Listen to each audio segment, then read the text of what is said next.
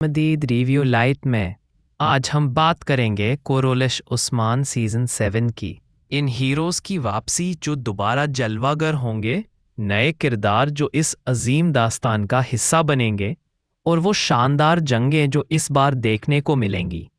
Season 6 के हैरानकुन अंजाम से लेकर बरसा की फतह तक का सफ़र बहुत ही दिलचस्प होने वाला है। तो आइए शुरू करते हैं। सीज़न 6 एक जज्बाती और जंगी तूफान था।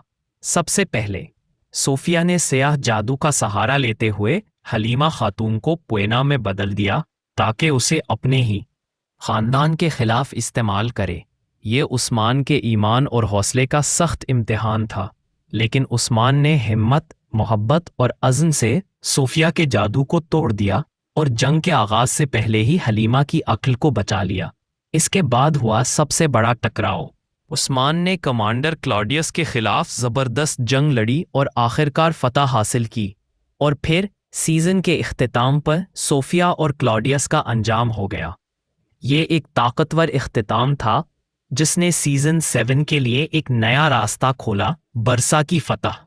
अब बात करते हैं सीज़न 7 के किरदारों की। ज़बरदस्त खबर यह है कि हमारे पसंदीदा हीरोज़ वापस आ रहे हैं। आन बे कहानी के मरकज़ में मौजूद रहेंगे।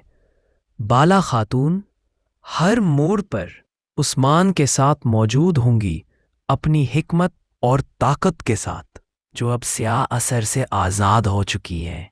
एक नए जोशो जज्बे से वापस आ रही हैं। बोरान दे उस्मान का वफादार आल्प एक बार फिर वफादारी से लड़ने के लिए तैयार होगा। सीज़न 7 में एक नया बाब खुलने वाला है जिसमें मोहब्बत, जंग, ख़यानत और फतह की नई दास्तानें लिखी जाएंगी।